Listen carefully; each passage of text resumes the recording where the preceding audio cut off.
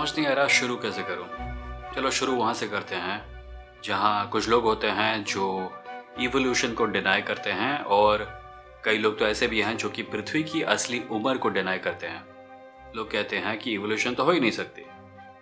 Evolution कैसे हो सकती है, इतना अजीब है, कोई बंदर आदमी कैसे बन सकता है। तुम्हारा मतलब है पृथ्वी 6000 साल से ज़्यादा पुरानी है, ये कैसे हो सकता है।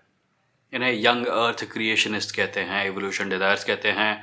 एक समय था जब ये मोस्टली क्रिश्चियंस होते थे या मुस्लिम्स होते थे, पर आजकल हिंदू भी ये करने लगे हैं, और ये बहुत दुख की बात है। सिर्फ इसलिए नहीं क्योंकि ये चोचले अब भारत में आ गए हैं, पर इसलिए भी क्योंकि इसमें एक फ़िलोसॉफिकल प्रॉब्लम है, और ये फ़िलोसॉफिकल प्रॉब्लम ऐसी है जिसके ऊपर कई लोग ध्यान नहीं देते, पर हम देंगे क्योंकि हम समझदार लोग हैं। अगर आपने चैनल को सब्सक्राइब नहीं किया तो प्लीज़ कर लीजिए। मेरा नाम वेमो है, ये मेरा चैनल है। मैं एक एथीस्ट हूँ। मैं यहाँ एथीस्टिक चीज़ों के बारे में बात करता हूँ और कोशिश करता हूँ कि लोगों से सिर्फ ये ना कहा जाए कि भगवान नहीं है। मैं कोशिश करता हूँ लोगों को कुछ रिप्लेसमेंट्स देने की, कि अगर आपकी ज़िंदगी से धर्म हट रहा है तो आप अपनी सोच के उस बड़े गैप को किस प्रकार के विचारों से भर सकते हैं। इसे आप फिलॉसफी कह सकते हैं या सिर्फ जीने का तरीका कह सकते हैं। वो फिलोसॉफिकल प्रॉब्लम क्या है जो लोग अननोइंगली प्रोपगेट करते हैं जब वो डिनाई करते हैं एवोल्यूशन को और पृथ्वी की एक्चुअल एज को। इसका लेना देना है उन आर्ग्यूमेंट्स के साथ जो कई बार शुरू होती हैं ये कह के कि ऐसा कैसे हो सकता है कि हम इतने परफेक्ट हैं, हम इतने परफेक्ट दुनिया में रहते हैं, इतने परफेक्ट ब्रह्मांड में रहते हैं जो परफेक्टली बैलेंस्ड है, और हम यहाँ परफेक्टली फिट हो जाते हैं। क्या ये लॉजिकल नहीं है अज्यूम करना कि चूंकि हम परफेक्ट हैं और ये दुनिया हमारे लिए परफेक्ट है, किसी परफेक्ट बीइंग ने परफेक्ट सोच के साथ ये परफेक्ट चीज़ों को हमारे लिए बनाया होगा। और इसमें सबसे बड़ा प्रॉब्लम तो ये है कि हम परफेक्ट नहीं हैं, पर हम उसके अंदर घुसने वाले नहीं हैं।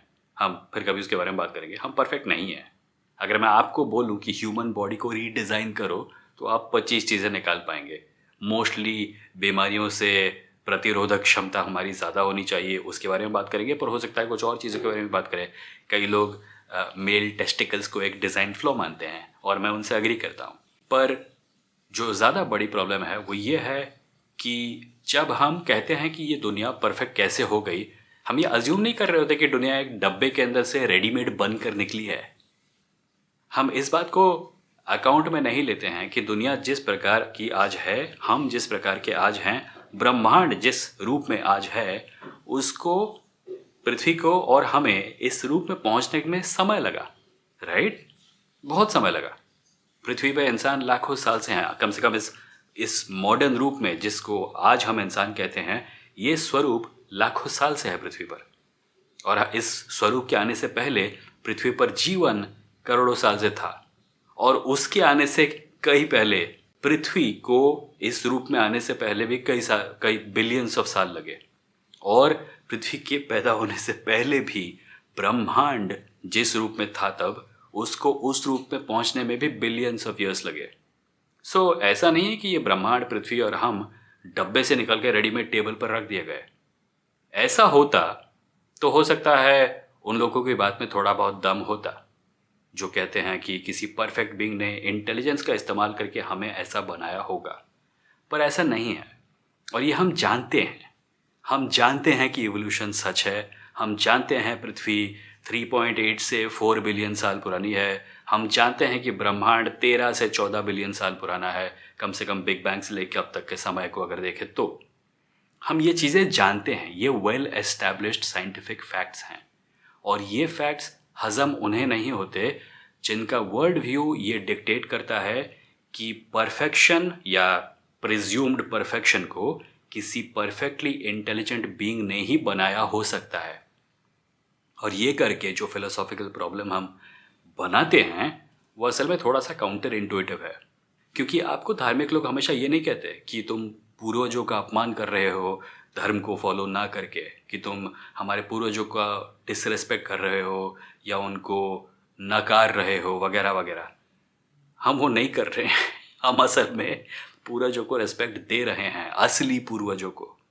उस केव मैन के बारे में सोचिए जिसने भरपूर मेहनत की जिंदा रहने के लिए, जिसकी मेहनत की वजह से उसके आसपास के केवमैन सीख सके उसके ट्रिक्स और अपने आप को जिंदा रख सके। जब हम कहते हैं कि वो सारा समय जो बीता और जिसके दौरान वो सब चीज़ें हुई जिसकी वजह से आज हम यहाँ इस रूप में हैं, वो सब मैटर ही नहीं करता। हम उन सब को नकार देंगे, हम बस इस चीज़ पे ध्यान देंगे कि इस समय यहाँ हम हैं, तो हम उन सब पूर्वजों के कंट्रीब्यूशन को नकार रहे हैं और उन्हें डिसरेस्पेक्ट कर रहे हैं। पूर्वजों को नकारने वाले लोग नास्तिक नहीं होते। धार्मिक लोग पूर्वजों को नकारने वाले होते हैं। अगली बार कोई धार्मिक व्यक्ति आपसे कहे कि पूर्वजों का सम्मान करना सीखो, तो बोलो बिल्कुल करते हैं, हम तुमसे ज़्यादा करते हैं।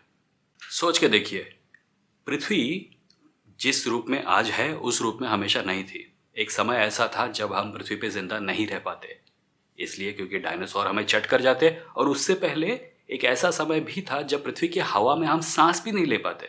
आज पृथ्वी का वातावरण जैसा है जिसके अंदर हम जिंदा रह पाते हैं, ये भी रेडीमेड डब्बे से निकल के नहीं आई थी। ये भी कई चरणों से गुजर के इस रूप तक पहुंची है। और हम भाग्यवान हैं कि हम इस समय में जिंदा हैं। और हम इस समय में जिंदा इसलिए हैं क्योंकि वो सारे चरण आकर जा चुके हैं। पृथ्वी का बदलना रुक नहीं रहा है।